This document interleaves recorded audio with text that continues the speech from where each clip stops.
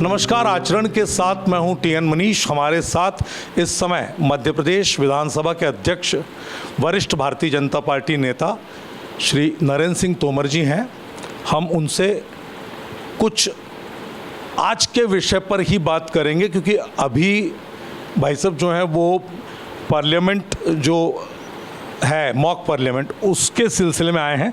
वैसे ये कितनी बड़ी परंपरा है और आपातकाल के 50वीं बरसी पर इस तरह का एक आयोजन क्या अहमियत रखता है आपके हिसाब से? हमारा देश दुनिया का सबसे बड़ा लोकतंत्र है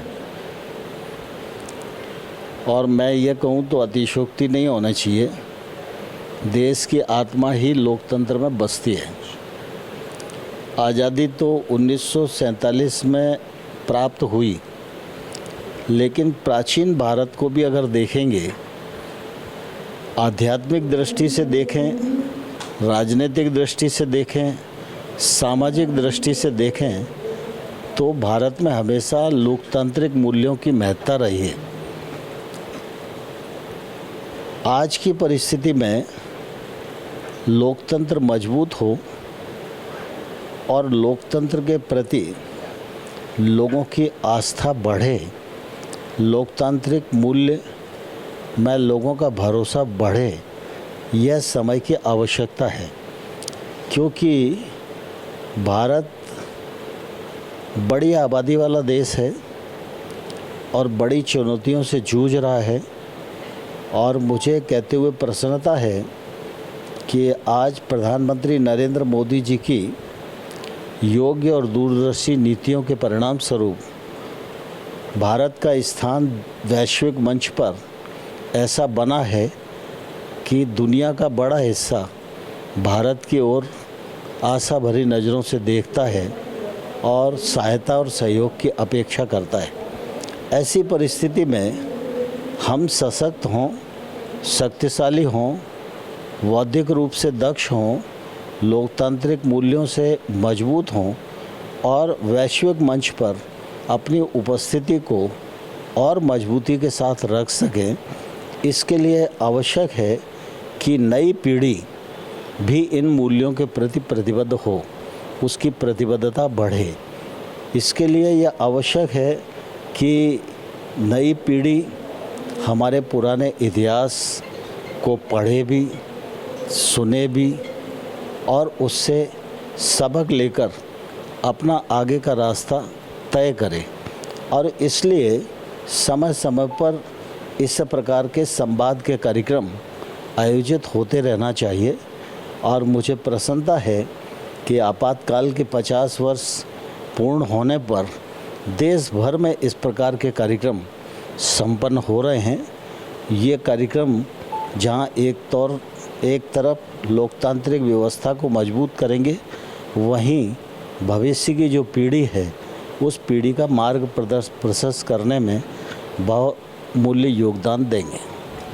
वैसे ये जो 50वां आपातकाल का मामला है, इसमें विपक्ष जिस तरह से लगातार हमलावर होने की कोशिश करता है और ये साबित करने की कोशिश करता है कि इमरजेंसी को जिस तरह से भारतीय जनता पार्टी और तमाम संगठन ले रहे हैं पार्टी के, उस पर उंगली जो उठती है, किस तरह देखते हैं? देखिए, दरअसल क्या है, लोकतंत्र में पक्ष और प्रतिपक्ष दोनों ही भूमिका अपना अपना महत्व रखती हैं। लेकिन कई बार क्या है, हम लोग ऐसे शब्द उपयोग करना शुरू कर देते हैं जिससे तिल का ताड़ बन जाता है। विपक्ष संवैधानिक मूल्यों को लेकर हमलावर हो तो हमलावर एक ऐसा शब्द है जिसके साथ सत्य होना चाहिए। सत्य नहीं है तो हमला हो ही नहीं सकता। और वो लोग इस प्रकार की बात करें जो स्वयं में अपने हितों की रक्षा के लिए, अपने स्वहितों की पूर्ति के लिए संविधान की हत्या करने का एक असफल प्रयास कर चुके हैं। तो ऐसे लोगों को बहुत ज़्यादा महत्व नहीं देना चाहिए। कुल मिला के व्यक्ति को अपनी बात कहने का अधिकार है, लेकिन आपातकाल अपने आप में एक कठोर सत्य है, और आपातकाल लगा वह देश हित के लिए नहीं लगा, व्यक्ति के हित के लिए लगा, और उसके लिए संवैधानिक मूल्यों की तिलांजलि दे दी गई। तो निश्चित रूप से एक तौर से आज़ादी के बाद 25 जून का दिन एक तौर से काला अध्याय है, और ये सत्य है, इसे स्वीकारना चाहिए। वस्तुस्थिति तो ये है कि लोकतांत्रिक मूल्यों में अगर हमसे कोई गलती हुई है तो बड़ा मन करके हमको देश से माफ़ी मांगना चाहिए, और देश उसके लिए माफ़ करे और आप आगे बढ़ो। ये तो ठीक है जो ठीक रास्ता दे सकता है, लेकिन हम सारी चीज़ों को अगर इस प्रकार से प्रतिरोध करने की कोशिश करेंगे तो उससे न तो विपक्ष को कुछ मिलेगा, ना ही वो पार्टी को कुछ दे सकेंगे, ना ही वो किसी और परिस्थिति में अपनी भूमिका का निर्वाह कर सकेंगे। मध्य प्रदेश विधानसभा में आपके आने के बाद से बहुत सारी ऐसी रणनीति और ऐसी चीज़ें, ऐसी पॉलिसी आ रही हैं जो अपेक्षित रहती है समाज के हिसाब से, लोकतंत्र के हिसाब से और एक गरिमा और मर्यादा के हिसाब से। तो किस तरह से आपने इस अब तक के कार्यकाल में कुछ नवाचार अगर हम कहें तो किस तरह से आपने लाने की कोशिश की? मध्य प्रदेश की विधानसभा देश की विधानसभा में बहुत ही यशस्वी विधानसभा रही है। मुझे इस विधानसभा में दीर्घा में एक दर्शक के रूप में भी बैठने का अवसर मिला है, और प्रतिपक्ष और पक्ष दोनों भूमिकाओं को निर्वाह करने का अवसर मिला है। हमारे पूर्वजों ने विधानसभा में बहुत ही अच्छे मूल्यों की स्थापना की है, और वो कायम ही न रहे, उसको और हम विकसित करें, ये मैं समझता हूँ कि हमेशा पक्ष और विपक्ष और विधानसभा अध्यक्ष सबकी एक सामूहिक भूमिका होनी चाहिए। मैंने कोशिश की है कि सभी पक्षों से मिलकर विधानसभा पूरा समय चले, सभी को अपनी बात रखने का अवसर मिले, क्योंकि विधानसभा तो विमर्श का मंच है, और विमर्श में हर व्यक्ति की भागीदारी हो यह आवश्यक है। तो मैंने पहले तो ये कोशिश की कि विधानसभा में जो सदस्य है किसी न किसी रूप में उसका वक्तव्य आना ही चाहिए, और जितने नए सदस्य हैं उनको प्राथमिक रूप से बोलने का अलग से अवसर दिया।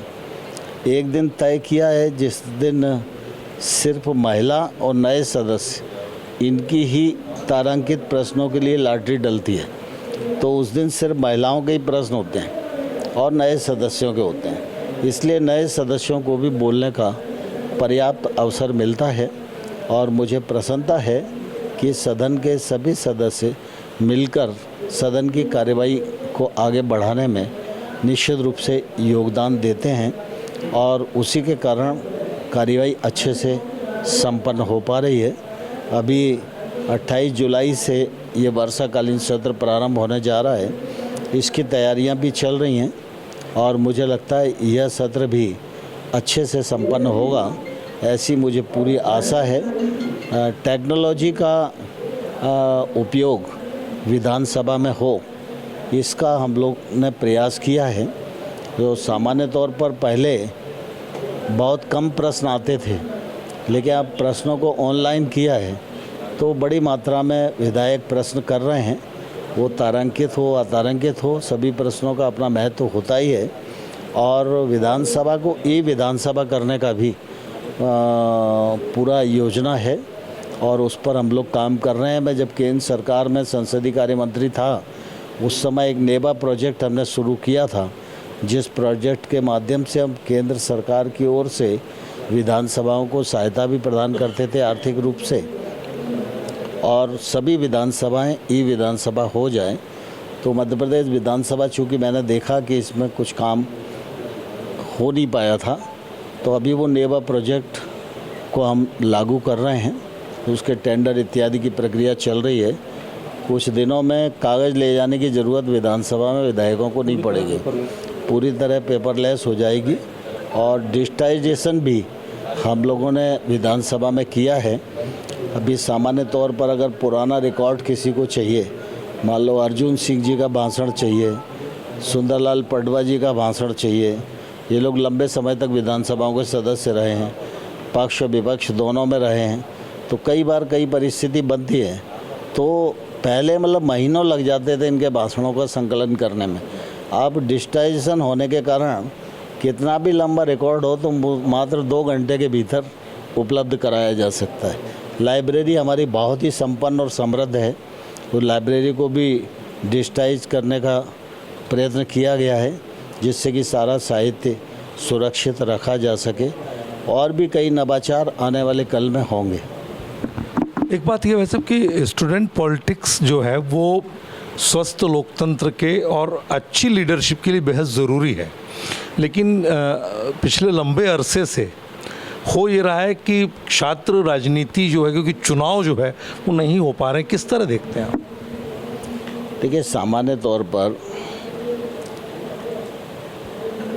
जब मैं छात्र था तो उस समय जितने भी बड़े लोग आते थे और विशेष रूप से सत्ता में रहने वाले लोग आते थे, तो सभी लोग एक ही बात बोलते थे कि छात्रों को राजनीति से अलग होना चाहिए। लेकिन मैं इस तथ्य से पहले भी सहमत नहीं था, आज भी सहमत नहीं हूँ। हमारा देश जब लोकतांत्रिक देश है तो देश के हर नागरिक को राजनीति से किसी न किसी रूप में जुड़ा होना चाहिए। ये ज़रूरी नहीं है कि वो किसी पार्टी का मेंबर हो, ये ज़रूरी नहीं है कि वो चुनाव की राजनीति से जुड़े, लेकिन हर व्यक्ति की राजनीतिक समझ होनी चाहिए। हर व्यक्ति देश में जो राजनीतिक दल काम कर रहे हैं उनकी विचारधाराओं का ज्ञान होना चाहिए, जिससे जब वो मतदान करता है तो कम से कम मतदान किस दिशा में हो ये तो वो तय कर सके। तो राजनीति से सबका जुड़ाव हो ये अत्यंत आवश्यक है। लेकिन यह सही है कि छात्र राजनीति के समय अगर राजनीतिक कार्यक्रम होते हैं तो उससे छात्रों की भी राजनीतिक समझ बढ़ती है, मुद्दों की समझ बढ़ती है, मुद्दों पर संघर्ष कैसे किया जाए इसकी समझ बढ़ती है, और फिर वो छात्र राजनीति से निकलकर जिस क्षेत्र में भी जाते हैं अगर वो संस्कार युक्त हैं तो निश्चित रूप से उस क्षेत्र को भी उसका लाभ मिलता है।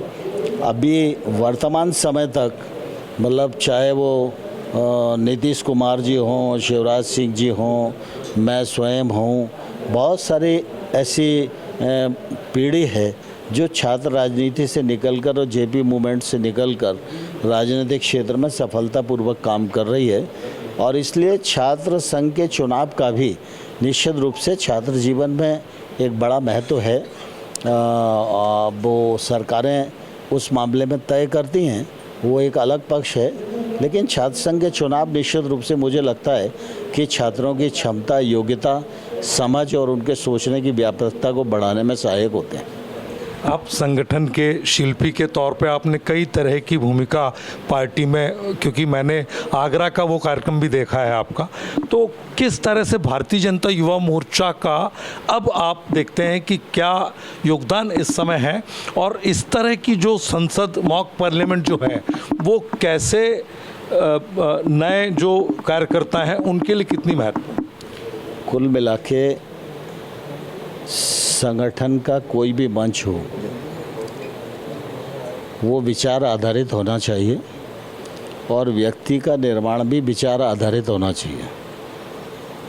अगर विचार व्यक्ति के मन में है तो लंबे समय तक अपनी सेवाएं समाज को और विचार को दे सकता है, और विचार शून्य मनुष्य न तो दल का भला कर सकता है न ही देश का भला कर सकता है। इसलिए विचार पुष्ट होना चाहिए, और विशेष रूप से युवा मोर्चे के कार्यकर्ता हैं, ये आने वाले कल में देश का भविष्य हैं, इनको विचार के लिए पढ़ना चाहिए, गुनना चाहिए, संवाद करना चाहिए, और ये अपने आप को योग्य रूप से निर्माण करेंगे तो निश्चित रूप से इनकी भी ग्रोथ बढ़ेगी और ये समाज में भी अपना अच्छा योगदान देने में समर्थ हो पाएंगे। तो आपने देखा कि किस तरह से मध्य प्रदेश की जो विधानसभा है वो आने वाले समय में पूरी तरह से पेपरलेस होगी। और ये आज समय की मांग है, क्योंकि हम संचार क्रांति के विस्फोटक दौर में हैं। एक पल में एक सूचना सैकड़ों, हजारों, लाखों और करोड़ों लोगों तक पहुंचने का दौर है। ऐसे में अगर मध्य प्रदेश की विधानसभा अपने पुराने गौरव के साथ आधुनिकता का मिश्रण करते हुए आगे बढ़ेगी तो निश्चित है कि ये हिंदुस्तान के दिल के लिए एक सुखद लोकतांत्रिक पहल मानी जा सकती है। कैमरा पर्सन विक्की सिंह के साथ टीएन मनीष, आचरण न्यूज, ग्वालियर। देश दुनिया की सभी खबरें देखने के लिए जुड़े रहिए आचरण न्यूज से। आचरण न्यूज, हर कदम आपके साथ।